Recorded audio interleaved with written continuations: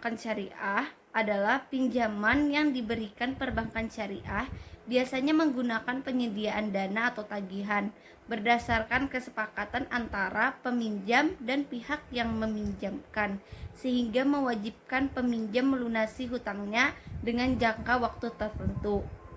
Jenis-jenis qard dalam praktek perbankan syariah.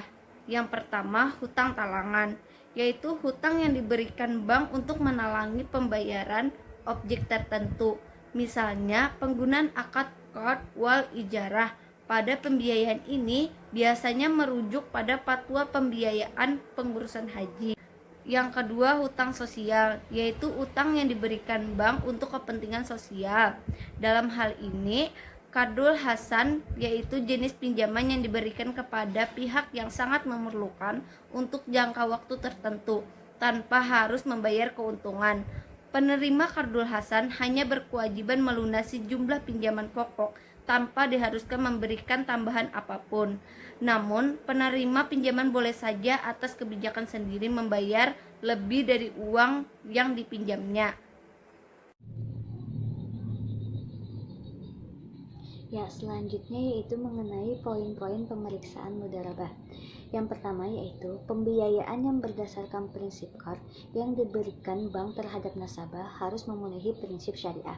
Yang kedua, dalam menetapkan biaya administrasi dengan prinsip qard tidak boleh berdasarkan perhitungan persentase dari jumlah qard yang diberikan. Yang ketiga, akad pembiayaan yang menggunakan prinsip qard harus sesuai dengan fatwa DSN MUI dan ketentuan Bank Indonesia yang berlaku. Yang keempat, meneliti pembiayaan dengan menggunakan prinsip qard tidak diperbolehkan untuk kegiatan yang bertentangan dengan prinsip syariah.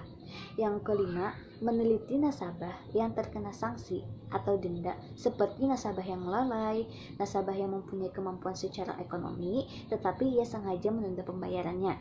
Yang keenam, memastikan bahwa bank memberikan pelonggaran waktu terhadap nasabah yang tidak melunasi kewajibannya karena mengalami kesulitan keuangan akibat usahanya yang menurun.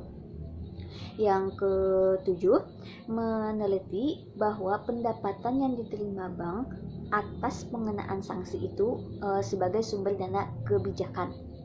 Yang kedelapan, memastikan bahwa dana untuk pembiayaan qard konsumtif dan bersifat sosial, bukan berasal dari investasi atau dana mudharabah dan juga modal bank. Yang kesembilan, memastikan bahwa sumber dana yang digunakan untuk pembiayaan qard untuk dana talangan nasabah adalah berasal dari modal bank itu sendiri. Ketentuan yang sulit dilaksanakan oleh bank yaitu yang pertama, denda.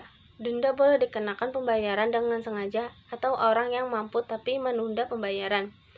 Denda tidak berlaku bagi nasabah yang tidak atau belum mampu membayar disebabkan terjadi sesuatu di luar kemampuan manusia atau dalam kesulitan keuangan, tidak boleh dikenakan denda. Bagaimana cara mengukur kemampuan nasabah jika nasabah tersebut tidak melapor? Dan bagaimana cara mengukur kesengajaan atau tidak sengajaan nasabah? Maka dari itu, nasabah wajib melapor jika tidak mampu bayar tepat waktu. Jika tidak, maka bank berhak menganggap nasabah sengaja menunda pembayaran.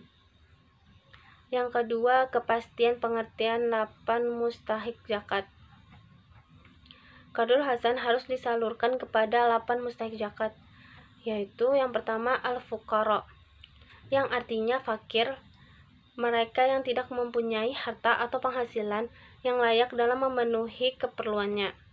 Yang kedua, al-masakin, yaitu orang yang masih memiliki pekerjaan tetapi penghasilannya tidak dapat mengikuti kebutuhan hidupnya. Yang ketiga, al-amilin, adalah orang-orang yang ditugaskan oleh imam kepada pemerintah atau wakilnya untuk mengumpulkan zakat. Yang keempat, al-mu'allafatu qulubuhum, yaitu orang-orang yang baru masuk Islam. Yang kelima, al-riqab, artinya hamba sahaya. Yang keenam, al-gharimin, yaitu seseorang yang kurang mampu dan berhutang untuk keperluan ketaatan kepada Allah. atau untuk hal yang mubah. Fisabilillah ialah jalan yang dapat menyampaikan sesuatu karena ridho Allah, baik berupa ilmu maupun amal. Yang ke-8, Ibnu Sabil dapat diartikan sebagai perantau atau musafir dalam artian yang melakukan perjalanan bukan untuk perbuatan maksiat. Saya Saripa Johara. Kali ini saya membahas kesalahan-kesalahan yang biasa ditemukan dalam dokumen CART. Menurut Fatwa DSN nomor 19 DSN MUI 4 2001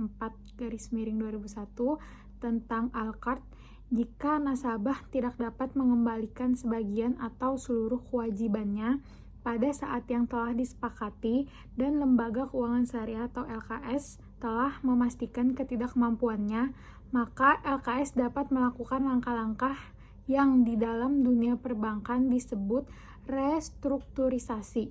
Dalam fatwa DSN tersebut ditentukan bahwa dalam hal yang demikian itu LKS dapat pertama memperpanjang jangka waktu pengembalian atau menghapus sebagian atau seluruh kewajibannya. Namun apabila bank tidak bersedia melakukan restrukturisasi, maka menurut Fatwa DSN nomor 19 DSN MUI 4 2001 tentang Al-Qard ditentukan LKS dapat melakukan langkah-langkah sebagai berikut. Pertama, dalam hal nasabah tidak menunjukkan keinginan mengembalikan sebagian atau seluruh kewajibannya dan bukan karena ketidakmampuannya, Lembaga Keuangan Syariah atau LKS dapat menjatuhkan sanksi kepada nasabah.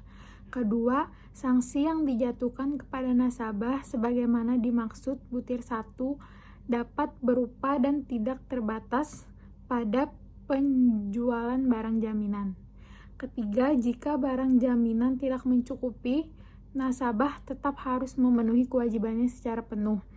Untuk pelaksanaan produk-produk finansial yang diberikan, bank syariah agar dapat berfungsi sebagai pembiayaan perlu digunakan beberapa sarana penunjang agar produk-produk finansial tersebut dapat diberikan oleh bank dan digunakan oleh nasabah. Produk-produk penunjang tersebut memiliki sifat pelayanan bank kepada nasabah, antara lain adalah pertama, wadiah, yaitu untuk keperluan pengerahan dana bank syariah dalam bentuk giro. Kedua, ju'alah, untuk keperluan penugasan bank kepada pihak lain.